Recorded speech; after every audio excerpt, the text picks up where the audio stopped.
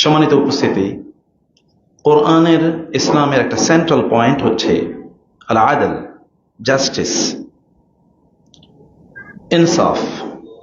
এই জাস্টিস এবং ইনসাফ এটি মানব জীবনের প্রত্যেকটি জায়গায়, প্রত্যেকটি ক্ষেত্রে এটি প্রযোজ্য। আদল শব্দটি এটি এতটা গুরুত্বপূর্ণ। আদল মানে হচ্ছে কোনো দিকে ঝুঁকে না যাওয়া, অথবা এটি এমন একটি শব্দ সাধারণত যেটা অপোজিট দুই ধরনের অর্থ প্রদান করে, এবং এই কারণে আদল মানে হচ্ছে আবার শিরিক। ওয়াবিহি ইয়াদিলুন কোরআনে আছে যে তারা আল্লাহর সাথে শিরিক করে, আদল। আবার আদল মানে হচ্ছে কোনো দিকে না ঝোঁকা, একেবারে ব্যালেন্স থাকা, দাড়ি পাল্লা যেমনি ভাবে একটা ব্যালেন্স তৈরি করে। সে কারণে পৃথিবীর যত কোর্ট বা আদালত বা মাহকামা, এর একটা প্রতীক হিসেবে দাড়ি পাল্লাকে ব্যবহার করা হয়। মানে দাড়ি পাল্লা কোনো দিকে ঝুঁকে যাবে না, সমান্তরালে থাকবে। আদল, এখান থেকে আদালত আমাদের দেশে বলা হয় যে আদালত, যেখানে আমরা যাই, আদল থেকে। কোরআন আল্লাহ সুবহানাহু ওয়া তাআলা এটিকে ইসলামের সেন্ট্রাল পয়েন্ট, থিম হিসেবে উল্লেখ করেছেন। আল্লাহ সুবহানাহু ওয়া তাআলা তিনি বলেছেন, ইন্নাল্লাহা ইয়া'মুরু বিল আদলি ওয়াল ইহসান। আল্লাহ তোমাদেরকে আদল এর ব্যাপারে নির্দেশনা প্রদান করেছেন। তোমাদেরকে আল্লাহ সুবহানাহু ওয়া তাআলা বলেছেন তোমরা যেন আদল করো। এবং এই আদল এটা জীবনের প্রত্যেকটি জায়গায়, প্রত্যেকটি ক্ষেত্রে, প্রত্যেকটি পরিসরে এটি প্রযোজ্য। এমনকি আপনার বৈবাহিক জীবনেও, ওয়া ইন খিফতুম আল্লা তা'দিলু ফাওয়াহিদা। আল্লাহ তাআলা বলেছেন তোমরা বিয়ে করবে মূলত 2, 2, 3, 3, 4, 4। কিন্তু যদি তোমরা 2 স্ত্রী বা 3 স্ত্রী বা 4 স্ত্রীর মধ্যে আদল মেনটেন করতে না পারো, যদি তোমাদের আশঙ্কা থাকে, তাহলে ফাওয়াহিদা না, তাহলে একজন বিয়ে করতে হবে। এমনকি পরিবারে আমরা আমাদের যে সন্তান যারা আছেন তাদের মধ্যে কিন্তু আদল মেনটেন করতে হয়, ইনসাফ মেনটেন করতে হয়। অনেকেই দেখবেন, গতকাল আমাদেরকে লাইভে প্রশ্ন করেছিল একজন যে আমার সন্তান 2 ছেলের মধ্যে এক ছেলে আমার প্রতি খুব কেয়ারিং, খোঁজ খবর নেয়, সেবা শুশ্রূষা করে, আরেকজন বেয়াদবিও করে, কোনো খোঁজ খবর নেয় না। আমি কি এই ছেলেকে একটু বেশি দিয়ে দিতে পারবো কিনা সম্পত্তির ভাগ? দেখেন, কোয়েশ্চেন অফ আদল, নট কোয়েশ্চেন অফ ইমোশন। কার প্রতি আমার অনুরাগ কতটুকু, ভালোবাসে কতটুকু, সেটা এখানে প্রশ্ন নয়। প্রশ্ন হচ্ছে কার প্রতি আমার দায়িত্ব কতটুকু, দায় কতটুকু। আদল কি বলে, ইনসাফ কি বলে, জাস্টিস কি বলে, ন্যায়পরায়ণতা কি বলে, বৈষম্যহীনতা কি বলে, সেটি গুরুত্বপূর্ণ। কারণ আল্লাহ সুবহানাহু ওয়া তাআলা বৈষম্যকে পছন্দ করেন না। কোরআনে আল্লাহ সুবহানাহু ওয়া তাআলা সেদিকে আমাদেরকে নির্দেশনা দিয়েছেন। আল্লাহ সুবহানাহু ওয়া তাআলা তিনি আমাদেরকে বলেছেন, ইয়া আইয়ুহাল্লাযীনা আমানু কুনু কাওয়ামিনা লিল্লাহি শুহাদাআ বিল কিসত, অথবা কুনু কাওয়ামিনা বিল কিসত শুহাদাআ লিল্লাহ। সূরাতুন নিসায় আছে এরকম, সূরাতুল আল মাইদাতে আছে এইভাবে, একটু আগে পড়ে। আল্লাহ তাআলা বলেছেন, যারা ঈমান এনেছো, ঈমানের দাবি যারা করে থাকো আল্লাহ তাআলার উদ্দেশ্যে, আল্লাহর জন্য, আল্লাহর সন্তুষ্টির জন্য, এবং আল্লাহর প্রতি তোমাদের যে দায়িত্ব আছে তার একটা পার্ট হিসেবে তোমরা অবশ্যই ন্যায়ের, বৈষম্যহীনতার, আদলের, জাস্টিসের, তোমরা ন্যায্যতার তোমরা সাক্ষী হবে। তোমরা ন্যায্যতা প্রতিষ্ঠিত করবে, অথবা ন্যায্যতা প্রতিষ্ঠার জন্য তোমরা কাজ করবে। এটা সাক্ষী হওয়া। What is the meaning of becoming witness? Witness মানে আমি দেখলাম আপনি কাজ করছেন, no, it doesn't mean so. এটার অর্থ এটা নয়। ন্যায্যতা, এটা শাহাদা, সাক্ষ্য প্রদান করা মানে হচ্ছে, যেমন আল্লাহ তাআলা আমাদেরকে বলেছেন যে ওয়াকাযালিকা জাআলনাকুম উম্মাতান ওয়াসাতা, অথবা কুনতুম খায়রা উম্মাতিন উখরিজাত লিন-নাস, অথবা আল্লাহ সুবহানাহু ওয়া তাআলা বলেছেন যে তোমাদেরকে শ্রেষ্ঠতম জাতি বানিয়েছি। কারণ কি? যেন তোমরা মানুষের উপর সাক্ষী হতে পারো। লিতাকুনু শুহাদাআ আলান নাস ওয়া ইয়াকুনা রাসূলু আলাইকুম শাহীদা। তোমরা যেন মানুষের সাক্ষী হতে পারো। মানুষের সাক্ষী হওয়া মানে কি? মানুষ আপনাকে দেখবে আপনি কাজটি কিভাবে করছেন, এবং এটি দেখে দেখে তারা শিখবে যে কাজটি এভাবে করতে হয়। কারণ যারা সেন্ট্রাল বা ফোকাল পয়েন্টে যারা থাকে, যারা লিডারশিপে থাকে, যারা নেতৃত্বে থাকে, যে সকল লোকেরা সামনে থাকে তাদেরকে অন্যরা দেখে দেখে শেখে। অন্যরা দেখে দেখে তাদেরকে শেখে। তাদেরকে অন্যরা প্রত্যেকটি মুহূর্তে অবজার্ভ করে এবং তাদের মাধ্যমে তারা ইনফ্লুয়েন্সড হয়। এই কারণে জানেন আপনার সমাজে ইনফ্লুয়েন্সার, সেকুলারিজম, অর্থাৎ ধর্মহীনতা, বাদ যেটি, যে সবার ধর্ম যার যার, কিন্তু রাষ্ট্র অথবা সমাজ অথবা উৎসব ইত্যাদি আমার, এই যে এই জাতীয় ধারণার মূল বক্তব্য যেটি ওয়েস্ট চালু করেছিল, সেখানে হচ্ছে ধর্মকে একেবারে মসজিদ অথবা মন্দিরে এটাকে রেখে দেওয়া হবে, মসজিদ বা মাদ্রাসায়, এটাকে অন্য কোনো পরিসরে আসতে দেওয়া হবে না, কোথাও এর কোনো অবস্থান থাকবে না। এবং সেই জায়গাগুলো, ওই মানসিকতা, ওগুলো আমাদেরকে তৈরি করেছে, ওগুলো সমাজে কিছু ইনফ্লুয়েন্সার তৈরি করেছে। ইনফ্লুয়েন্সার দেখবেন বা সেলিব্রিটি, অধিকাংশ সেলিব্রিটি তারাই যারা আল্লাহ সুবহানাহু ওয়া তাআলার কাছে সবচেয়ে ঘৃণিত, এর হচ্ছে সেলিব্রিটি। এবং তাদেরকে সেলিব্রিটি হিসেবে তৈরি করার জন্য কিছু মিডিয়া মেকানিজম কাজ করে, মিডিয়া কাজ করে, সেটা হয় সোশ্যাল মিডিয়া অথবা সেটা প্রিন্টিং বা ইলেকট্রনিক মিডিয়া। এবং তাদের পেছনে কোটি কোটি টাকা, অর্থ তাদের পেছনে খরচ করা হয়, রাষ্ট্রীয় ব্যবস্থাপনায় অথবা ইন্টারন্যাশনাল মেকানিজমে তাদের পেছনে প্রচুর পরিমাণ অর্থ খরচ করা হয়। কারণ তাদের মাধ্যমে কি হবে, তাদের মাধ্যমে ওদের যে এজেন্ডা আছে, এই এজেন্ডাগুলো তারা বাস্তবায়ন করবে। এই জায়গায় আমাদের বুঝতে হবে কেন আমরা অমুকের পেছনে দৌড়াই, তমুকের পেছনে দৌড়াই।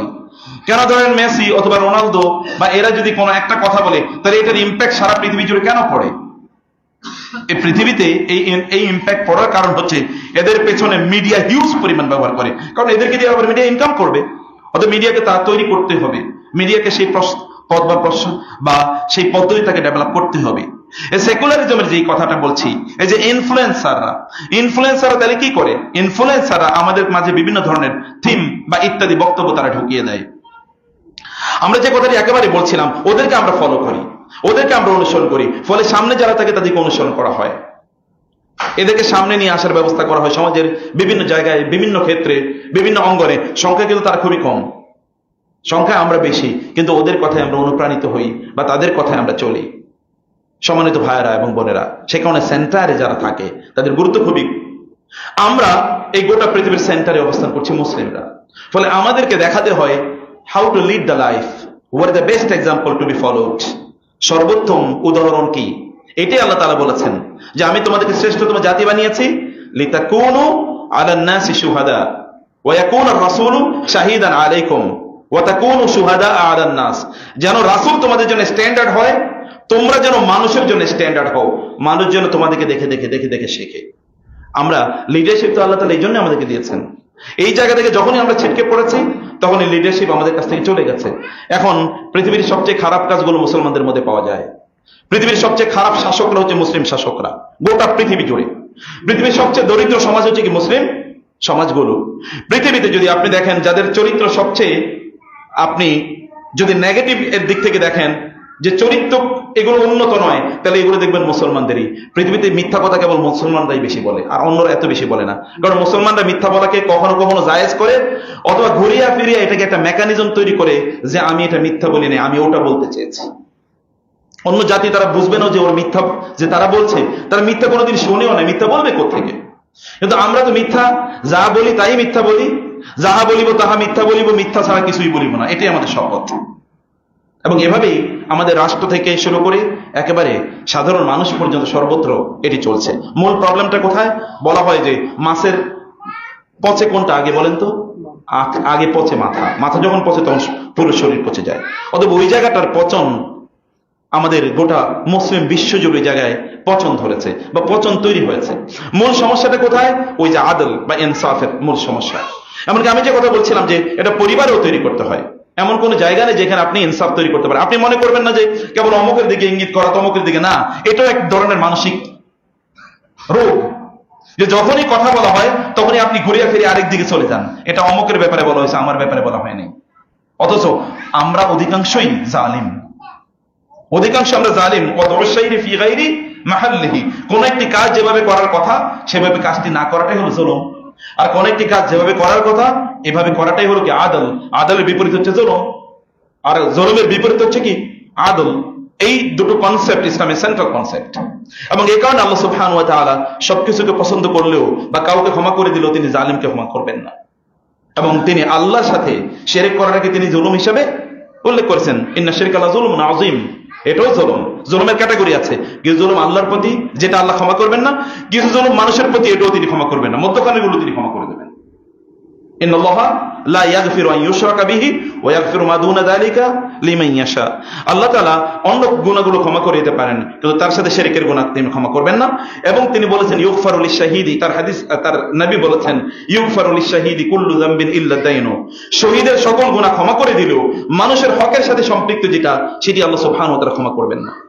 অতএব দুটো জায়গায় দুটোই জুলুম, একটা জুলুম স্রষ্টার প্রতি, খালেকের প্রতি, আর একটা হচ্ছে কি মাখলুকের প্রতি। এই দুটো আল্লাহ তাআলা ক্ষমা করেন না। সম্মানিত ভাইরা, সম্মানিত বোনেরা, আমরা পারিবারিক অঙ্গনে জুলুম করে থাকি, যেটা আমি বলছিলাম। এবং সেটি কিভাবে? সন্তানদের মধ্যে কাউকে একটু বেশি প্রেফারেন্স দেয়া, কাউকে একটু কম প্রেফারেন্স দেয়া, কেউ আমার একটু সেবা করে, আমাকে একটু ভালোবাসে, অথবা আমার খোঁজ খবর একটু নেয়, এই কারণে তাকে একটু বেশি দেওয়া, কাউকে একটু কম দেয়া। এইটা পরিবার থেকেই জুলুম আমরা তৈরি করে শুরু করলাম। এবং এরা যখন এখান থেকে জুলুম শিখলো, তখন একটা বিভিন্ন পর্যায়ে যেখানেই তারা যায়, সেখানে তারা এই জুলুমের চর্চা তারা করে থাকে। আল্লাহ রাসূল সাল্লাল্লাহু আলাইহি ওয়াসাল্লামের কাছে নুমান ইবনে বাশীর রাদিয়াল্লাহু তাআলা আনহু এর পিতা আসলেন এবং বললেন, ইয়া রাসূলুল্লাহ, আমার এই সন্তান নুমান খুবই ভালো, ওকে আমি একটা গিফট দিতে চাই। রাসূলুল্লাহ সাল্লাল্লাহু আলাইহি ওয়াসাল্লাম বললেন, তুমি কি তোমার সকল সন্তানকে এরকম গিফট দিতে চাও? বলে, না, আমি শুধু তাকেই দিতে চাই। তিনি বলেন, ফাইন্নী লা উশহিদু আলা জাওর, ফাইন্নী লা আশহাদু আলা জাওর, আমি কোন জুলুম এর সাক্ষী হতে পারি না। এটা তো জুলুম, তুমি তোমার এক সন্তানকে দিচ্ছ, আরেক সন্তানকে দেবে না, এটা জুলুম, আমি এটা সাক্ষী হতে পারি না। রাসূলুল্লাহ সাল্লাল্লাহু আলাইহি ওয়াসাল্লাম বসেছিলেন, তার পাশে একজন সাহাবী বসেছিলেন। সেই সাহাবীর ছেলে সন্তানটি তার কাছে আসলে তিনি তাকে চুমু দিলেন এবং তার কোলের উপর, উরুর উপর বসালেন। এরপরে তার মেয়েটি আসলো, আসার পরে ওই মেয়েটিকে তিনি চুমু দেন নাই, কোলেও বসান নাই, পাশে দাঁড় করিয়ে রাখলেন। রাসূলুল্লাহ সাল্লাল্লাহু আলাইহি ওয়াসাল্লাম বললেন, তুমি তো তোমার মেয়ের উপর জুলুম করলে, তুমি তো মেয়ের উপর কি করলে? জুলুম। আপনি কি পৃথিবীতে এমন কোন আদর্শ দেখেছেন যেখানে emotional justice is also established? Emotional justice মানে কি? আপনি বুঝুন, ইমোশন তো অন্তর্দৃশ্য, এটা তো দেখতেও পাওয়া যায় না। ইমোশন তো অন্তর্দৃশ্য। রাসূল সাল্লাল্লাহু আলাইহি ওয়াসাল্লাম বলেন, ইমোশনালি তুমি এমন অমুককে একটু বেশি ভালোবাসা দেখাইলা, অমুককে তুমি চুম্বন করলা, তমুককে চুম্বন করলা না, তোমার সন্তানের এমুককে একটু বেশি ভালোবাসলা, অমুককে কম ভালোবাসলা, এটা তুমি জুলুম করলা, আদল করলা না। ইদিলু বাইনা আওলাদিকুম, ইদিলু বাইনা আওলাদিকুম, ইদিলু বাইনা আওলাদিকুম, তোমাদের সন্তানদের মাঝে তোমরা আদল মেইনটেইন করো। আদল শব্দটি अगेन রাসূলুল্লাহ সাল্লাল্লাহু আলাইহি ওয়াসাল্লাম উল্লেখ করেছেন। এবং এই কারণে আদল ইসলামে এতটা সেন্ট্রাল। আল্লাহ সুবহানাহু ওয়া তাআলা বলেছেন, ওয়ালা ইয়াজরিমান্নাকুম শানাআনু কওমিন আলা আল্লা তা'দিলু ইদিলু হুয়া আকরাবু লিত-তাকওয়া।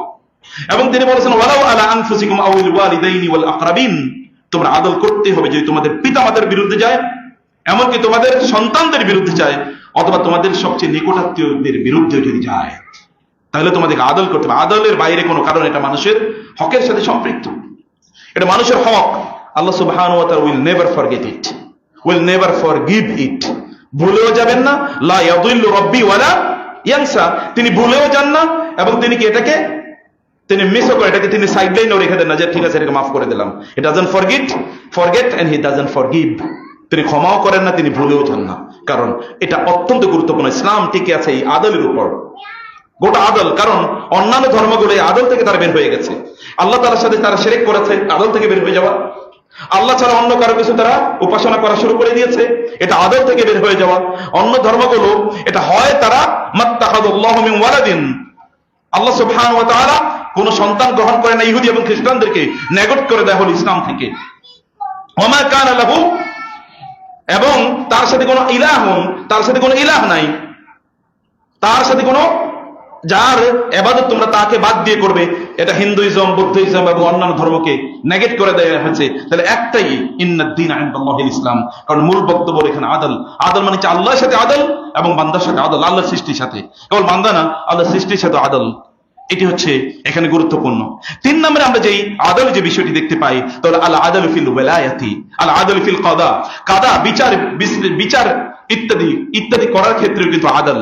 আপনি জানেন রাসূলুল্লাহ সাল্লাল্লাহু আলাইহি ওয়াসাল্লামকে আল্লাহ তাআলা বললেন, ওয়া ইযা হাকামতুম বাইনান নাস আন তাহকুমু বিল আদল, আপনাকে পাঠানো হয়েছে অথবা আপনাদেরকে সকল নবীদেরকে পাঠানো হয়েছে, আপনি যখন বিচার ফয়সালা করবেন, কারণ বিচার ফয়সালা করার কাজ নবীদের, তারাই কাদি, তারাই বিচার ফয়সালা করবেন।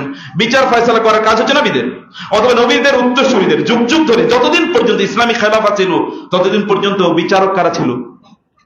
কারা ছিল বিচারক? উলামায়ে কেরামরা বিচারক ছিলেন ততদিন পর্যন্ত। কেউ কেউ হয়তো ডিনাই করেছেন যে না, আমি হতে চাই না, কারণ রাষ্ট্রযন্ত্রের অধীনে যদি থাকা হয় তাহলে সেখানে কখনো কখনো জাস্টিস নাও করা হতে পারে, কখনো প্রেসারে পড়ে। এ কারণে আমাদের ওলামায়ে কেরাম সালাফদের মধ্যে কেউ কেউ ডিনাই করেছেন, বাকি যারা গিয়েছেন তারা নিশ্চিত করেছেন যেটা করতে হবে। কাজী শুরাইয়ের ঘটনা আমাদের জানা আছে। আলী রাদিয়াল্লাহু তাআলা আনহু তিনি অভিযোগ দিলেন এক ইহুদির বিরুদ্ধে যে ইহুদি তার বর্ম ইহুদির কাছে পাওয়া গিয়েছে, আর তিনি তো বিক্রি করেন না। তিনি এসে কাজী শুরাইকে বললেন, তখনকার কাজী আলী রাদিয়াল্লাহু তাআলা আনহু খলিফা, তার কাছে বললেন, কাদি আল কোদা, চিফ জাস্টিস, আমার বর্মটি অমুকের কাছে পাওয়া গেছে, বলে তাকে নিয়ে আসা হোক। তাকে নিয়ে আসা হলো। ইহুদিকে বললেন এই বর্মকার? বলেন আমার। আলীকে বললেন রাদিয়াল্লাহু তাআলা এই বর্মকার? বলেন আমার। বলে প্রমাণ দেন। কারণ আল বাইয়িনাতু আলা মুদ্দাই ওয়াল ইয়ামিনু আলা মান আনকার। ইসলামের মূলনীতি হলো যিনি দাবি করবেন তাকে কি করতে হবে? প্রমাণ দিতে হবে। আর যিনি অস্বীকার করবেন তাকে শপথ করতে হবে। আমি যদি বলি এটা আমার, তাহলে আমাকে প্রমাণ দেখাতে হবে। আর আপনি যদি অস্বীকার করেন, আপনার বিরুদ্ধে আমি দাবি করলাম, আপনি অস্বীকার করলেন, তাহলে আপনি শুধু এতটুকু বললে হবে আল্লাহর কসম এটা ওনার না। আপনি আগে প্রমাণ দেখাতে হবে। প্রমাণ যদি আপনি না দেখাতে পারেন তাহলে ওনার শপথ করা লাগবে না, কারণ প্রমাণ দেখে আপনাকে বলতে হবে এটা আপনার। One is innocent until proven guilty. কোন একজন ব্যক্তি যদি প্রমাণিত না হয় যে তিনি অপরাধী, তাহলে তিনি কি? নিষ্পাপ। তাহলে তিনি নিষ্পাপ যদি অপরাধী প্রমাণিত না হয়। এটা ইসলামের মূলনীতি। এই অবস্থায় আলী রাদিয়াল্লাহু তাআলা আনহু যখন প্রমাণ দেখাতে পারলেন না, তখন কাজী শুরাই বললেন, এটা ইহুদি, তুমি চলে যাও, এটা নিয়ে, এটা তোমারই।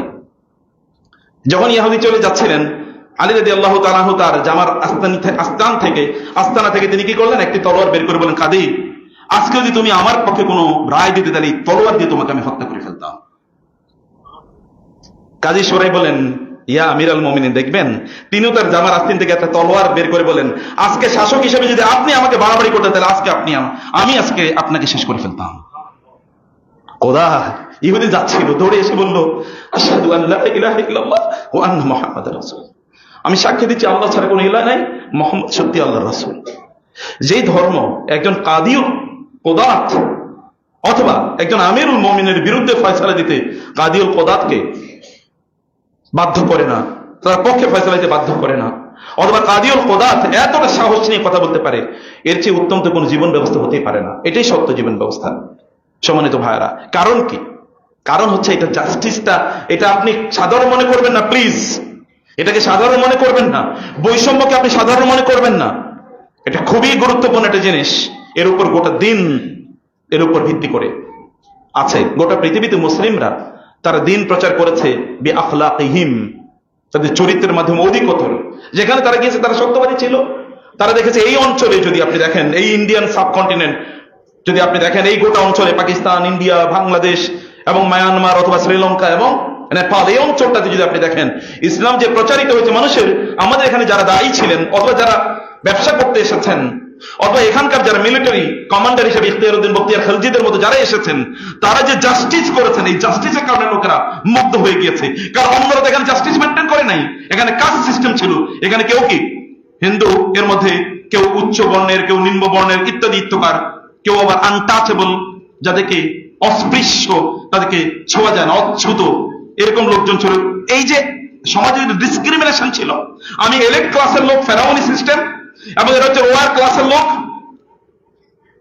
যেমনি ভাবে ফেরাউন মুসা আলাইহিস সালাতু ওয়াস সালামকে লক্ষ্য করে বলেছেন, তুমি কি আমার আলাম নুরাব্বিকা ফিনা ওয়ালিদা ওয়া লাবিস্তা ফিনা মিন উমরিকা সিনিন ওয়া ফাআলতা ফাআলাতাকা আল্লাতী ফাআলতা ওয়া আনতা মিনাল মুফসিদিন। এরকম তোমাকে না আমরা বড় করলাম, তুমি না আমাদের এখানে কৃতদাসের মতো করে, তোমার জাতি না কৃতদাসের মতো ছিল আমাদের কাছে।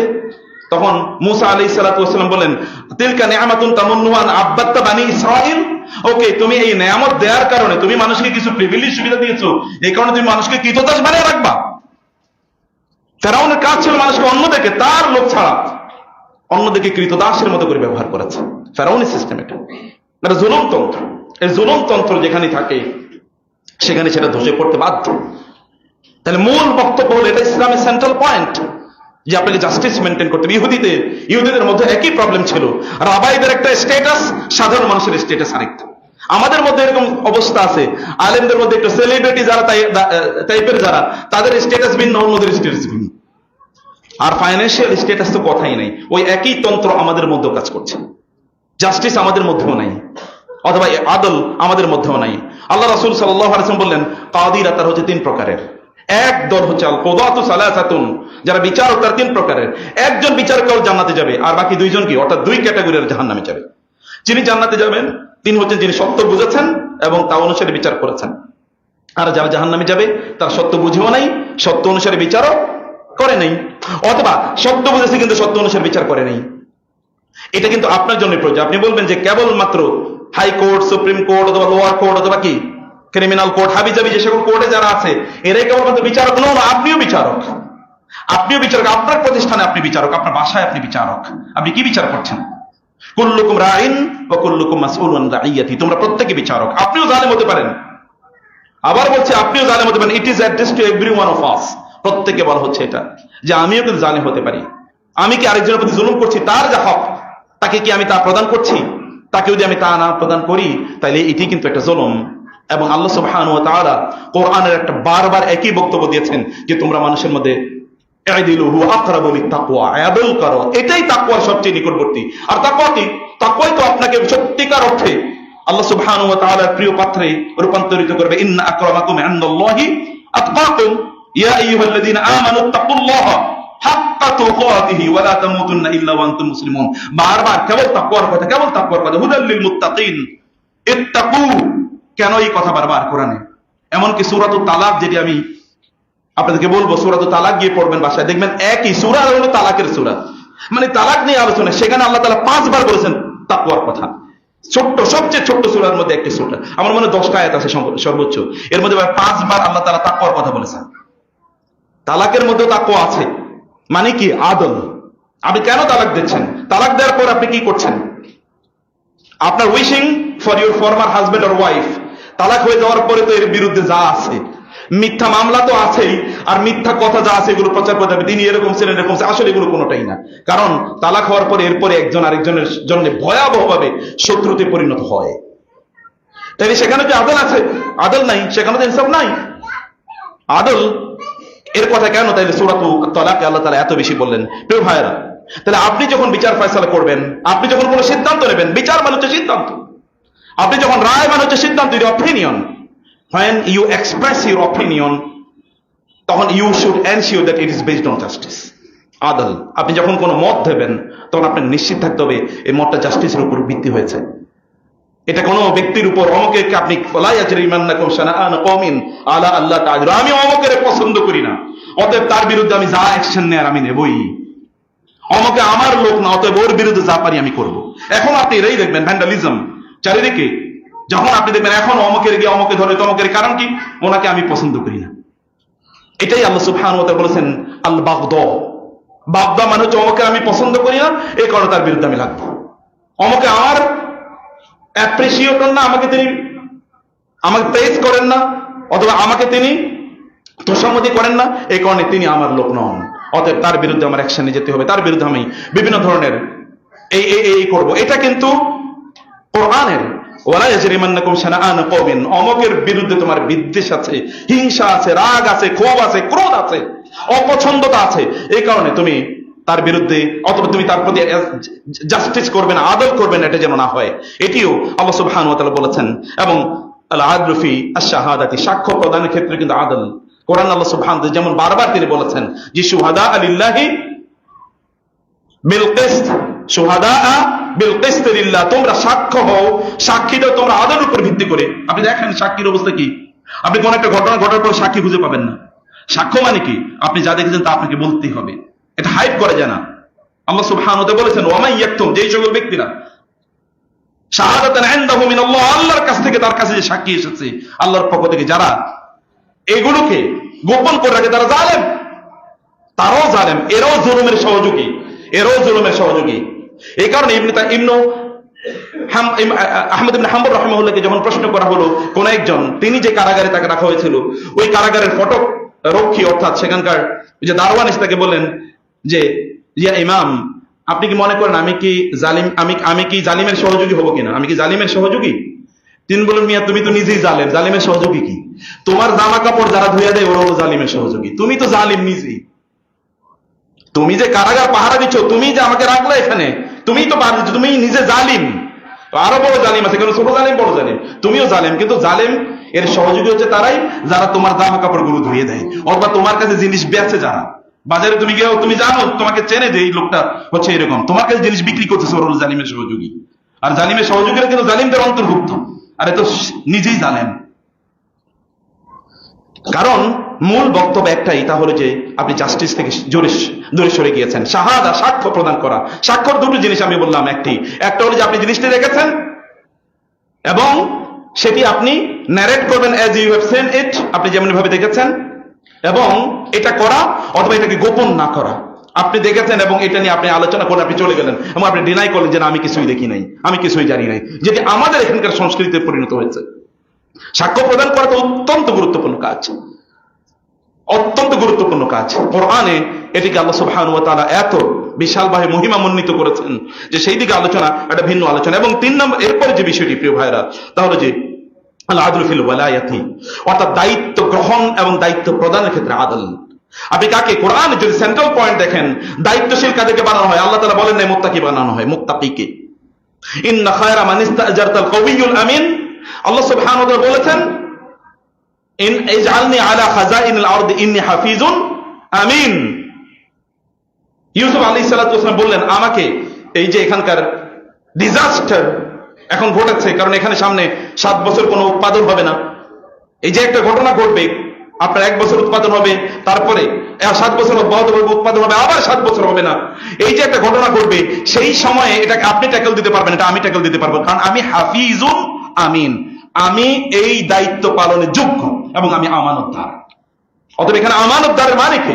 এই একটা হলো স্কিল, একটা কাজ করার জন্য যোগ্য, আর একটা হলো ওই কাজটি তিনি যথাযথভাবে সম্পাদনও করবেন। কেবল যোগ্যতা থাকলেই চলবে না, যোগ্যতা দিয়ে তো মানুষ ডাকাতিও করে। ডাকাতি করার জন্য যোগ্যতা লাগবে না? আমার কি আপনি ডাকাতি হিসেবে বানাতে পারবেন? আমি তো ডাকাতি করতে পারবো না। ডাকাতি করার জন্য নেগেটিভ যোগ্যতা, কিছু পজিটিভ যোগ্যতা। অতএব যোগ্যতা তা লাগবেই, যেই কাজটা করবেন ওই কাজের জন্য যোগ্যতা লাগবে, এবং ওই কাজটি তিনি সুন্দরভাবে ডেলিভারি করবেন, ওই কাজটি তিনি সুন্দরভাবে সম্পাদন করবেন, এটাও তার, এই কমিটমেন্টও তার লাগবে। এই দুটি কোরআন সেন্ট্রাল স্কিল, সেন্ট্রাল থিম। আপনি দেখেন যখন মুসা আলাইহিস সালাতু ওয়াস সালাম তিনি মিশর থেকে মাদিয়ানে তিনি চলে আসলেন, শুআয়ব আলাইহিস সালাতু ওয়াস সালাম এর 2 কন্যা, তারা দুজনে গেলেন কি করার জন্য? সূরাতুস সাদ, এই সূরাতে পড়বেন, লম্বা আলোচনা আছে সেখানে। তারা গিয়েছিলেন তাদের বকরিগুলোকে পানি পান করানোর জন্য। মুসা আলাইহিস সালাম দূর থেকে আসলেন, 1000 কিলোমিটার দূরে এসে তিনি এবার একটা গাছের নিচে বসে আছেন। তিনি ভাবছেন যে করবো কি, যাবো কি, খাবো কি, কিছুই তো নাই, কোনো আশ্রয় নেই, কেউ আমাকে চেনে না, আমি কাউকে চিনি না, এরকম একটা অবস্থা। এরপর তিনি দেখলেন 2 মেয়ে দাঁড়িয়ে আছে, ইয়াং লেডি।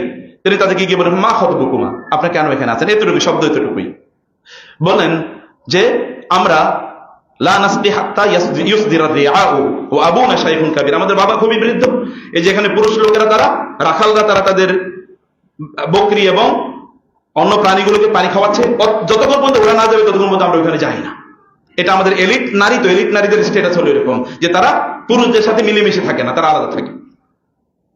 তো মুসা আলাইহিস সালাম বলেন, ঠিক আছে আমি দায়িত্ব নিচ্ছি। তিনি এদেরকে দিয়ে তারপরে তিনি চলে আসেন। ওরও মুসাকে থ্যাংক ইউ দেন নাই আলাইহিস সালাম, তিনিও মুসা আলাইহিস সালাম তাদেরকে বলেন নাই আপনার খবর কি, কেমন আছেন, কোথায় আছে, আপনাদের বাড়িঘর কই, ইত্যাদি কোনো আলোচনা করে না, যেটা আমাদের ইয়াং পোলাপাইন করে।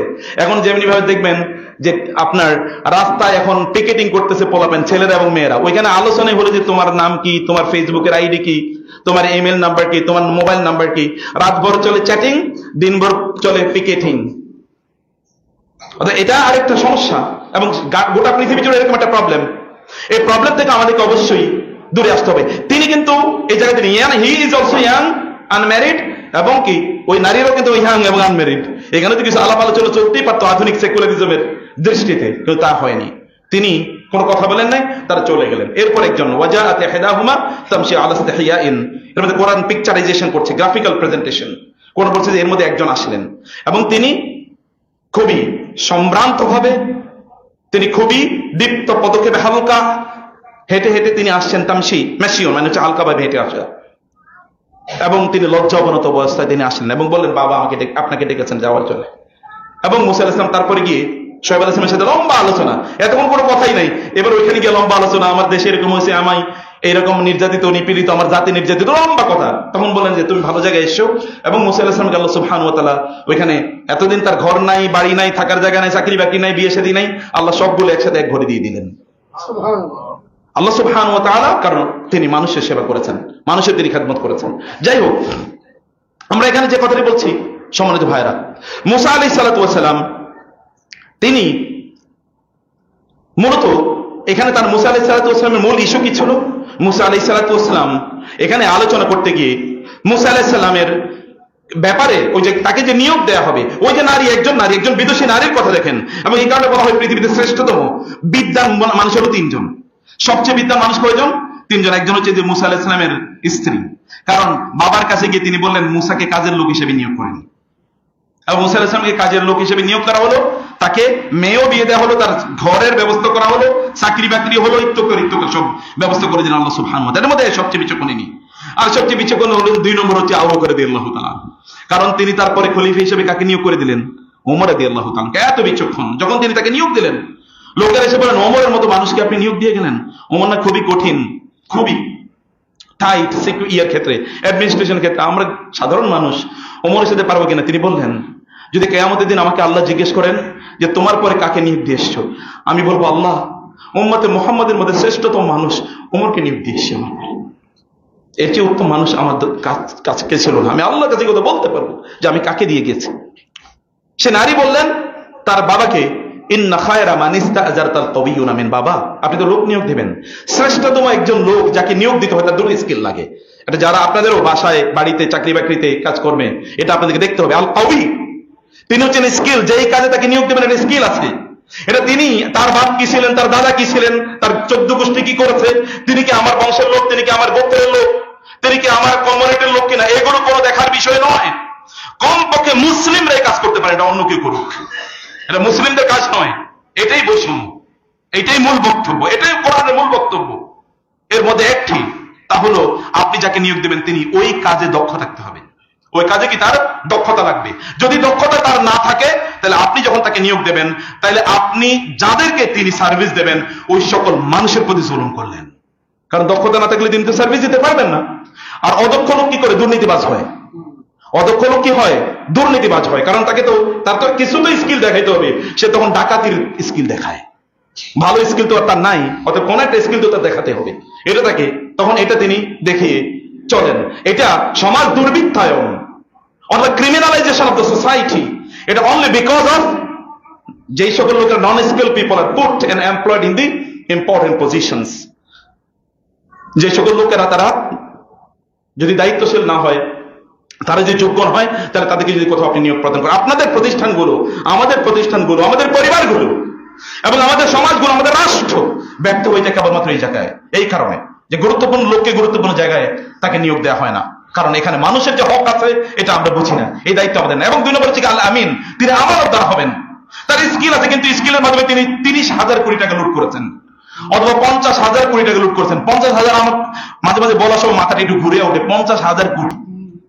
আপনি চিন্তা করতে পারেন, এটা মাথা ঘুরায় যে এই কথা যখন শোনা হয়, তাহলে তিনি কি, তার যোগ্যতা ছিল না? আপনারা 1 কোটি টাকা দেওয়ার পরে আপনি দেখবেন হার্ট ফেল করছেন, কারণ 1 কোটি টাকা আপনি কোনোদিন দেখেন, আপনি ভাববেন যে এই টাকা দিয়ে করবো কি, অতএব হার্ট ফেল করে মরে যাই। সঙ্গে আপনি দেখেন একজন গরিব মানুষের আপনি 1,000 টাকার একটা নোট দিয়ে দেখেন, তো আপনি দিকে এরকম তাকিয়ে থাকে, ভাই কি আপনি পাগল হয়ে গেছেন? কারণ সেই 1,000 টাকা কেউ তাকে সাধারণত দেয় না, অথবা সেটা সে প্রত্যাশা করে এতটুকু সে বহনও করতে পারে না, বহন করার শক্তি তার নাই। তো এই লোকগুলো কত বড় হাতের অধিকারী, স্কিল আছে, কিন্তু স্কিলটা নেগেটিভ স্কিল। আমানতদার না, তিনি আমানতদার লোক লাগে, যেটি ওমর রাদিয়াল্লাহু তাআলাকে রাতের বেলা ঘুমাতে দিতেন না। আবু বকর রাদিয়াল্লাহু তাআলা খলিফা হওয়ার পর একজন মেয়ে বললেন, একজন ইয়াং লেডি, যে আবু বকর তো এর আগে আমাদের বকরিগুলো দহন করে দেন, আমি পারি না, আমার মা বৃদ্ধা। আবু বকরের কানে এই শব্দ আসার পর আবু বকর দৌড়ে গিয়ে বলেন, না না, আমি আমিরুল মুমিন হয়েছে দেখিয়েছি, খলিফাতুল মুসলিম হয়ে দেখিয়ে গিয়েছি, আমি এখনো তোমাদের বকরির দুধ দহন করে দেব। এবং তিনি যেতেন দুধ দহন করতেন প্রতিদিন ফজরের পর। আবু বকর রাদিয়াল্লাহু তাআলা কোথায় যেন যান, ওমর রাদিয়াল্লাহু তাআলা দেখলেন আবু বকর প্রতিদিন ফজরের পর কই যায়, একটু দেখি। তিনি গেলেন, যাওয়ার পর দেখলেন যে একটা কুড়ে ঘরে তিনি ঢুকেছেন, কুড়ে ঘর থেকে তিনি বের হন, ওমর রাদিয়াল্লাহু তাআলা পরে গেলেন, ঢুকলেন ওখানে। আবু বকর চলে আসার পর ওমর ঢুকে দেখলেন ওখানে একজন বৃদ্ধা অন্ধ নারী সেখানে আছেন। তিনি বললেন, আপনি কে? বলে আমি এরকম বৃদ্ধা অন্ধ। এই যে লোকটা আসলে উনি কে? কয় আমি তো চিনি না, অন্ধ। উনি প্রতিদিন আসেন, সকালবেলা আমার রান্না বান্না করে দিয়ে যান এবং আমার জামা কাপড়গুলো ধুয়ে দিয়ে যান। এটা আমিরুল মুমিন খলিফাতুল মুসলিমিন। আমানতদার কাকে বলে? ওমর রাদিয়াল্লাহু তাআলা আনহু এই জন্যই বলতেন, ফোরাত নদীর ওই তীরে বা ওই রাস্তায় যদি, ইরাকের ওই রাস্তায় যদি কোন একটি কুকুর না খেয়ে মারা যায় অথবা একটি ওট বা ঘোড়া যদি হোঁচট খায়, তাহলে কিয়ামতের দিন আল্লাহ আমাকে প্রশ্ন করেন, ওমর ওই রাস্তাটা মুসলিম হলো না কেন? বলো, তুমি তো দায়িত্বশীল ছিল, রাস্তা কেন মুসলিম থাকলো না? তাইলে তো আমি সেদিন বাঁচতে পারবো না। সেদিন আমি যদি দুর্বাঘাস হয়ে যেতাম, আমি যদি দুর্বাঘাস, একজন ব্যক্তি যদি এই মানসিকতা থাকে, আপনি তার মাধ্যমে জুলুম কিভাবে চিন্তা করেন? আদল, দিস কল আদল, এটা কয় আদল। এই আদল আপনাদের মধ্যে থাকতে হবে ভাই। মনে করেন না যে অমকের কথা আবার বলছে, আবার ভালো করে বোঝুন, এটা অন্য কারো কথা, এটা আপনারই বক্তব্য। This is your life story, এটা আপনার জীবনের গল্প, এটা আমাদের জীবনের গল্প। আমরা এরকম কাজই করে থাকি। আমরা প্রত্যেকটা জায়গায় এইভাবে জুলুমতন্ত্র আমরা তৈরি করি, আমাদের পরিবারেও অথবা আমার পরিবেশে, আমার প্রতিবেশে, আমার সমাজে, আমার প্রতিষ্ঠানে, আমার রাষ্ট্রে, সব জায়গায়। এই কারণে বলছি মুসলিম দেশগুলোতে এটা আছে। আপনি পৃথিবীতে অন্য জায়গায় গিয়ে দেখেন তো, বলা হয়, অনেকে আমাদেরকে বলেন কি আমাদের দেশগুলো, মুসলিম দেশগুলো, বাংলাদেশ, পাকিস্তান, ইত্যাদি, এই সকল দেশ কি সবচেয়ে বেশি ইসলামিক নাকি আমেরিকা সবচেয়ে বেশি ইসলামিক? আমি বলি this is very confusing question. কারণ ওইখানে ভ্যালু আছে, মানুষের মূল্যবোধ আছে। কেউ কারোর উপরে ওইভাবে জুলুম করে না, করেও না, করতে চিন্তাও করে না, চিন্তাও করতে পারে না। আছে, সমাজ তো অন্যায় ভর্তি, অর্থাৎ ইমোরালিটি, যদি অনৈতিকতার কথা বলি, অনৈতিকতায় ভর্তি বটে, কিন্তু এমনি যে সকল জাস্টিসের যে সকল ইস্যুগুলো আছে, এগুলো কোনো কম্প্রোমাইজ নাই, এগুলো কোনো কম্প্রোমাইজ নাই। এই কমপক্ষে এতটুকু জায়গা ওরা তৈরি করতে পেরেছে, এই ভ্যালু গুলো তৈরি করেছে। গতকাল একজন আমাকে বললেন যে স্পেন থেকে মুসলমানদেরকে ওরা তাড়িয়ে দিয়েছে বটে, মুসলমানদের পোশাক আশাক গুলো মুসলমানরা ওইখান থেকে চলে এসছে, কিন্তু মুসলমানদের ভ্যালু গুলো ওরা রেখে দিয়েছে, মূল্যবোধ গুলো রেখে দিয়েছে। ওই সমাজে মূল্যবোধ আছে। জার্মানি, আমার এক বন্ধু আমাকে বললেন, জার্মানিতে গিয়ে তিনি একজনকে, তার একজন সাথীকে বললেন, তার সাথে যিনি গিয়েছেন, যে ওইখান থেকে গিয়ে ওই 1 নম্বর জিনিসটা নিয়ে আসো। তো উনি জার্মানির মিউনিখের বহু জায়গায় ঘুরে 1 নম্বর জিনিসটা পান নাই, না পেয়ে এসে তারপরে হোটেলে তাকে বলেন, আমি তো ওই 1 নম্বর জিনিসটা পাই না। তো পাশে আরেকজন ছিল, যে পান নাই কি? বলে যে ওই জিনিসটা সবচেয়ে খাঁটি, 1 নম্বরটা কিনতে গিয়েছিলাম, পাই নাই। বলে তুমি তো ভুল করছো, এইটাই, এখানে তো 1 নম্বর 2 নম্বর নাই, সবই 1 নম্বর। তুমি যে জিনিসই তো একটা, তো তুমি যে 1 নম্বর বলছো, ওরা বুঝতেই পারে না যে আসলে জিনিসটা কি, আসলে জিনিসটা কি। আর আমাদের নম্বর ছাড়াও আছে অনেকগুলো, নম্বর তো আছে, নম্বর ছাড়াও আছে। তো এইটা, এই জাস্টিসটা আমরা মেনটেন করতে পারি না, এই কোয়ালিটি আমরা মেনটেন করতে পারি না, মানুষের হক বা অধিকার, এই বিষয়টা আমরা একেবারেই বুঝতে পারি না। সম্মানিত ভাইয়েরা এবং বোনেরা, এমনকি আপনি যখন কোনো লোকের নিয়োগ দেবেন, তখন এই জায়গায় আপনাকে জাস্টিস দেখতে হবে। এই জায়গায় অন্য কোনো কিছু দেখার দরকার না। আমার বাবা অনেক বড় জ্ঞানী, আল্লাহওয়ালা, বিদ্বান ছিলেন, তাতে কি আসা যায়? নূহ আলাইহিস সালাতু ওয়াস সালাম তো ওয়ান অফ দ্য উলুল আজমি মিনার রাসূল, 6 জন নবী বা 5 জন নবীর নাম নিলে একজন নবী বলতে হয়, নূহ আলাইহিস সালাম। কিন্তু তার ছেলের কি হয়েছে? তার ছেলে তো প্লাবনে নিমজ্জিত হচ্ছিলেন, তিনি বললেন, ইয়া রাব্বি ইন্না ইবনি মিন আহলি, আল্লাহ আপনি না বলছেন ওয়া ইন্না ওয়াদাকাল হক, আপনার ওয়াদা তো হক, সত্য, আপনি বলেছেন আমার পরিবারকে আপনি বাঁচাবেন, আমার সন্তান তো আমার পরিবারভুক্ত। আল্লাহ তাআলা বললেন, না, ইন্নাহু লাইসা মিন আহলিক ইন্নাহু আমালুন গায়রু সালিহ, না না, ও তোমার পরিবারভুক্ত নয়, তার আমলটা সালেহ নয়, গায়রু সালেহ। অথবা আহল শব্দটি থেকে আহলিয়া আসে আরবি ভাষায়। আহলিয়া মানে হচ্ছে তাআহিল, মানে যোগ্যতা, মানে কি যোগ্যতা, কোন একজন ব্যক্তি যোগ্য লোককে ওই জায়গায় দিতে হবে, এবং তিনি যদি আমানতদার হন, দুটো কম্বিনেশন। এবং ইউসুফ আলাইহিস সালাম একই কথা বলেন, হাফিজ এবং আমিন, আমি এই জায়গাতেই যোগ্য এবং এই জায়গাটির আমি আমানতদার। কোরআন সেন্ট্রালি দুটো পয়েন্ট, প্রিয় ভাইরা। অর্থাৎ আপনি যখন কোনো মানুষকে নিয়োগ দেবেন, তখন এইটাই করতে হবে। যদি আপনি সেটা না করেন, তাহলে আপনি রাষ্ট্র টিকাতে পারবেন না, সমাজও টিকাতে পারবেন না, পরিবারও টিকাতে পারবেন না। পরিবার ব্যাপারে রাসূল সাল্লাল্লাহু আলাইহি ওয়াসাল্লাম বলেছেন, আল মারআতু সালিহা, তুমি একজন সালিহা নারীকে তুমি বিয়ে করো। এখন সালেহা মানে কি? সালেহা শব্দের আরবি ডিকশনারি খুঁজে দেখেন, সালেহা শব্দের দুটো অর্থ আছে, একটা হচ্ছে দিনদার, নেককার, আর হলো যোগ্য। মা হওয়ার জন্য যোগ্য তিনি, বাবা হওয়ার জন্য যোগ্য। ওমর ইবনে খাত্তাব রাদিয়াল্লাহু তাআলার কাছে এক বাবা এসে বলেন, আমার ছেলে আমার অবাধ্য। ছেলেকে ডাকলেন, ডেকে বললেন যে তুমি তোমার বাবার অবাধ্য কেন? বলে তিনি আমার অবাধ্য আগে ছিলেন। বাবা আবার অবাধ্য হয় কিভাবে? বলে তিনি আমার অবাধ্য আগে ছিলেন কিভাবে? বলে তিনি আমাকে একটা খারাপ মা দিয়েছে, আমার মাটা ভালো না, তিনি আমার নামটা ভালো রাখেন নাই, এবং তিনি আমাকে কোরআন শেখান নাই। ওমর রাদিয়াল্লাহু বলেন, আসাইতা ইবনাকা ক্বাবলা আন তাসিয়াক, তোমার সন্তানের অবাধ্য তুমি হয়েছো, তোমার সন্তান তোমার অবাধ্য হওয়ার পূর্বে। যা বলছে ও ঠিকই বলছে, তুমিও তার অবাধ্য হয়েছো, অর্থাৎ তুমি তার হক আদায় করো নাই, এখন সে তোমার হক আদায় করছে না, কামাতে দিল তো দেন। তুমি তো তার হক আদায় করো না। একজন সন্তানের হক কি? একজন ভালো মা উপহার দেয়া, একজন ভালো বাবা উপহার দেয়া, একটা সন্তানের হক কি? এবং তাকে কোরআন শিক্ষা দেয়া, তাকে দিন শিক্ষা দেয়া, তাকে তার সুন্দর নাম রাখা, ইত্যকার জিনিসগুলো করে, এটা সন্তানের হক। সে হক তো আমরা ঠিক মতো আদায় করি না। সম্মানিত ভাইরা এবং সম্মানিত বোনেরা, কোন একটা সমাজে যদি এই আদল না থাকে, তাহলে ওই সমাজ কোনোদিন পবিত্র হয় না, ওই সমাজ কোনোদিন বারাকাপূর্ণ হয় না। রাসূল সাল্লাল্লাহু আলাইহি ওয়াসাল্লাম বলেছেন, ইন্নাল্লাহা লা ইউকাদ্দিসু উম্মাতান লা ইউকদা ফীহি বিল আদল ওয়া লা ইয়াখুযু আদ-দাঈফু হাক্কাহু মিনাল কওয়ি গায়রা মুতাআতাইন। ওই সমাজ কোনোদিন পবিত্র এবং কল্যাণপ্রাপ্ত হতে পারে না যেই সমাজে আদল এবং ইনসাফ নাই, যেখানে আদলের উপর ভিত্তি করে বিচার ফয়সালা করা হয় না, এবং যেখানে দুর্বলরা গরিব মানে শক্তিশালীদের কাছ থেকে তাদের হকগুলো আদায় করে নিতে পারে না। এখন বিচার তো কোনোদিন দুর্বলদের জন্য নাই। কাকে কেন ধরে নিয়ে গেল কেউ জানেও না। 13 বছর পরে তিনি শুনলেন যে তাকে ভুল করে ধরে নিয়ে যাওয়া হয়েছে। এবং আপনারা তো এখনকার সমাজে আয়নাঘরের সংস্কৃতি শুনেছেন, একটা জুলুমের একটা সীমাও তো আছে মানুষের, নাকি? আপনি যেই হন না কেন, আপনি কোন আদর্শ লালন করেন, দ্যাট ডাজন্ট ম্যাটার, কিন্তু সত্যকে সত্য বলার মতো মানসিকতা আপনার, এতটুকু কমপক্ষে মানবিকতা আপনার থাকতে হবে। এগুলো তো কোনো অবস্থায় ঠিক না, এগুলো তো অন্যায়। এই অন্যায় কোনোদিন সাপোর্টেবল না, এই অন্যায় কোনোদিন মানুষকে কল্যাণ প্রদান করতে পারে না। এবং অন্য জায়গায়, অন্য যত জায়গায় যত অপরাধ বা সংগঠিত হয়েছে প্রিয় ভাইরা, এখন আবার অপরাধ আবার নতুন করে আসে, কারণ আমাদের এই সমাজ পুরোটাই পচে গেছে। সমাজ একেবারে ব্যাপকভাবে পচে গেছে। পচে যাওয়ার কারণে এই সমাজের লোকেরা, এরাই তো, আমরাই তো মানুষ। এখন যদি আপনাকে ওইখানে নিয়ে দেওয়া হয়, আপনি কিন্তু একই কাজ করলেন। বনি ইসরায়েলের প্রবলেমটা কি ছিল, এটা আমাদেরকে বুঝতে হবে। বনি ইসরায়েলের সাইকোলজিটা কি ছিল? যেহেতু ফেরাউনের অধীনে ছিল, বনি ইসরায়েল ও ফেরাউন মার্কা হয়ে গেছে। নাইলে এরা মাত্র এই যে লোহিত সাগর পার হয়ে ওই পারে গেল, যাওয়ার পরে ওইখানে দেখলো ওরা মূর্তি পূজা করে। মুসা আলাইহিস সালামকে বলেন, ইয়া মুসা ইজআল লানা ইলাহান কামা লাহুম আলিয়া। মুসা, এদের এতগুলো উপাস্য আছে, আমাদের একটা উপাস্য, আমাদেরও একটা মূর্তি বানিয়ে দেয়। এ মাত্র এখান থেকে পার হয়ে গেছে। মুসা আলাইহিস সালাম বলেন, ওয়াইলাকুম, বলো কি তোমরা কি বলছো? তোমাদেরকে না আল্লাহ তাআলা মাত্র এখান থেকে মুক্তি প্রদান করলেন, তোমরা এখন ওই সেই কাজে তোমরা ফিরে যেতে চাও। কিন্তু ওরা কিন্তু দমে নাই। মুসা আলাইহিস সালামকে আল্লাহ সুবহানাহু ওয়া তাআলা ডেকে নিলেন, এবং মানে আল্লাহ তাআলা বলেছেন যে আমি তাকে ডেকে নিলাম আত-তুরিল আইমান, এবং ওয়ানাজ্জালনা আলাইকুমুল মান্না ওয়াস সালওয়া।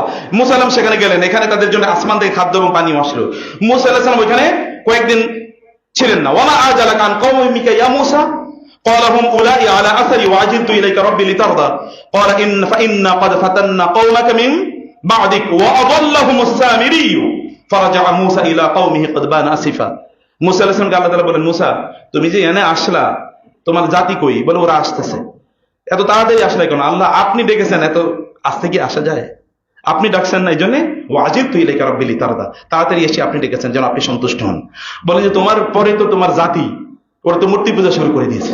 মুসা আলাইহিস সালাম প্রচন্ড রাগান্বিত হয়ে গেলেন। তিনি দৌড়ে আসলেন, তার ভাইকে বললেন, ইয়া হারুন মা মানআকা আন তাত্তাবিআনি ইয মা মানআকা ইয রাআইতাহুম দাল্লু আন তাত্তাবিআনি আফা আসাইতা আমরি। মুসা বললেন আলাইহিস সালাম, হারুন আলাইহিস সালামকে, যে হারুন তুমি আমার কথা শুনলে না কেন?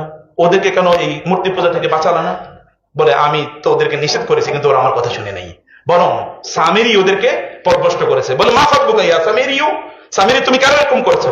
ক্বালা বাসুরতু বিমা লাম ইয়াবসুরু বিহি ফাকাবাতু কবদাতাম মিন আসারি রাসূলি ফানাবাতুহা ওয়া কাযালিকা সাওয়ালাত লি নাফসি। মুসা আলাইহিস সালাম মাত্র 40 দিনের জন্য গিয়েছেন তুর পাহাড়ে, এর মধ্যে ওরা মূর্তি পূজা, ওই যে মূর্তি পূজার কথা বলছে, মূর্তি পূজা ওরা কি শুরু করে দিয়েছে। কারণটা কি? কারণটা একটাই, কারণ ফেরাউনের পূজা করেছে ওরা। এখন ফেরাউনের পরে মূর্তি নাম একটা কিছু একটা পূজা করাই লাগবে, অভ্যাস তো তৈরি হয়েছে। আমাদেরও চরিত্র এরকম হয়ে গেছে। এখন দেখবেন চারিদিকে লুপ্তরাজ, অমক লুপ্তরাজ গেছে, নতুন আরেক লুপ্তরাজ এখানে তৈরি হয়েছে। অমকে সমস্যা করেছে, আরেক নতুন সমাজ তৈরি হয়েছে। সমাজকে পরিশুদ্ধ করা, ভালো করা আপনাদের দায়িত্ব। আপনারা আপনাদের সন্তানদের জন্য, আমাদের সন্তান জন্য কার কাছে রেখে যাচ্ছে? আমি বহুদিন কেঁদেছি, বিশ্বাস করেন। কত যে কেঁদেছি, গত 1 মাস 2 মাস, এটা আল্লাহ ছাড়া আর কেউ জানে না। ভাবছিলাম যে আল্লাহ কার কাছে রেখে যাবো সন্তানগুলো, এগুলো নিয়ে তো কোথাও চলে যেতে পারবো না। কারণ এই দেশের প্রতি, তো এই রাষ্ট্রের প্রতি, সমাজের প্রতি, পরিবারের প্রতি, এই জায়গার প্রতি, যেখানে আলো বাতাস আমি নিয়েছি, সেখানকার মানুষের প্রতি দায়িত্ব আছে। তাহলে কেমনে যাই? যেতেও পারছি না, আবার এখানে এই বাচ্চাদেরকে কেমনে রেখে যাবো? আমাদের বাচ্চাগুলো তো ধরেন এগুলো কিছুই বুঝে না, তবু তো আমরা কিছু বুঝি। এখনকার বাচ্চারা কিছুই বুঝে না বলতে গেলে, তার কাদের কাছে রেখে যাচ্ছে এদেরকে? প্রিয় ভাইরা, লাস্ট এই কথাটি আমি বলে আপনাদেরকে শেষ করছি, তা হলো যে মৌলিকভাবে মানুষকে তাদের ফুরসত, মানুষকে সমানভাবে এ কম্পিটিশনের সুযোগ করে দিতে হবে। ক্লোজ করা যাবে না, ক্লোজ না। আপনি মানুষের জন্য এতাহাদুল ফুরসা, মানুষের জন্য অপরচুনিটি গুলো, সুযোগগুলো অবারিত করে দেন, উন্মুক্ত করে দেন। তারা কম্পিটিশনে আসুক এবং তারপরে যে যেটা পাওয়ার যোগ্য সে সেটা নেই। কারণ এই হক প্রত্যেকের সমান। আমার যেমন সমান, আপনার সমান। আমার যোগ্য থাকলে আমি যাব, আপনার না থাকলে আপনি যাবেন না, কারণ এটা মানুষের অধিকারের সাথে সম্পৃক্ত।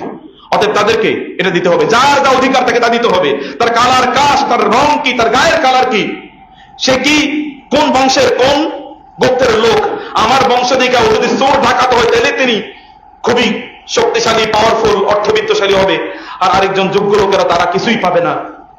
এটা ফেরাউনি সিস্টেম। এই কাজটা ফেরাউন করেছে। ফেরাউন হামান এবং কারুন এই দুজনকে বেছে নিয়েছে বনি ইসরায়েল থেকে, তার বংশের বাইরে। দুজনে কিন্তু বনি ইসরায়েলের লোক না। কারুন হচ্ছে তার বনি ইসরায়েলের লোক, হামান তার নিজের লোক। এই কারুন বনি ইসরায়েলের লোক। কারুন এত সম্পদশালী কিভাবে হলো? কারণ তো বনি ইসরায়েলের লোক, তার বংশের লোক না তো, বনি ইসরায়েলের লোক। কারণ বনি ইসরায়েলের লোক তার তোষামতকারী ছিল, ফেরাউনের তোষামতকারী ছিল। এই জন্য ফেরাউন তাকে সকল সম্পদ দিয়ে দিয়েছেন। আল্লাহ তাআলা বলেন মূসা এর বংশের লোক ছিল, বনি ইসরায়েলের লোক ছিল কারুন। এত সম্পদের মালিক কেমনে হয়? এটা কারণ হচ্ছে সে ফেরাউনের তোষামতকারী ছিল। আমরা যেন মানুষকে যখন আমরা মানুষকে দায়িত্ব প্রদান করব, তখন দায়িত্ব প্রদান করার ক্ষেত্রে এটা উন্মুক্ত করে দেবো। যিনি এটা পাওয়ার যোগ্য তিনি যেন এটা গ্রহণ করতে পারেন। যদি এটা আমরা নিশ্চিত করতে পারি প্রত্যেকটা জায়গায়, তাইলে কেবলমাত্র আমরা একটি সুন্দর এবং সুষম সমাজ তৈরি করতে পারবো। আল্লাহ তাআলা আমাদেরকে এমন একটি সমাজ বিনির্মাণে তৌফিক দান করুন। আল্লাহুম্মা আমিন। আকুলু কাওলি হাযা ওয়া আস্তাগফিরুল্লাহ লি ওয়া লাকুম ওয়া লিসাইরিল মুসলিমিন ফাস্তাগফিরুহু ইন্নাহু হুয়াল গফুরুর রহিম।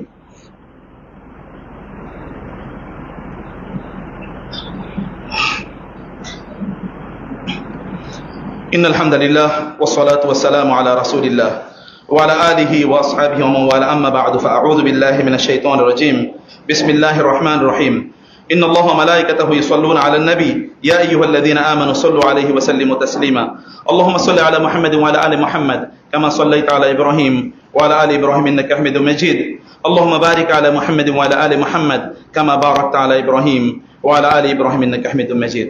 সম্মানিত ভাইরা এবং বোনেরা, মানুষ যখন এরকম একটা সমাজে থাকে, এমন একটা সময় থাকে, তখন মানুষের মধ্যে অহংকার তৈরি হয়। কারণ অহংকার এটি শয়তানের সবচেয়ে বড় অস্ত্র। শয়তান অহংকারী হয়ে আবা ওয়াস্তাকবারা ওয়া কানা মিনাল কাফিরিন, সে অহংকার করেছে। আবার ফেরাউনের ব্যাপারে আল্লাহ সুবহানাহু ওয়া তাআলা বললেন যে ফেরাউন কি করেছিল? অহংকার করেছিল। মূল প্রবলেম হলো অহংকার। এটা একটা ডিজিজ, মানসিক রোগ। এই অহংকারে মানুষ অন্ধ হয়ে যায়, অহংকারে মানুষ বেদিক জ্ঞান শূন্য হয়ে যায়। অহংকারে তখন মানুষ অন্য কারো কথাবার্তা শোনে না।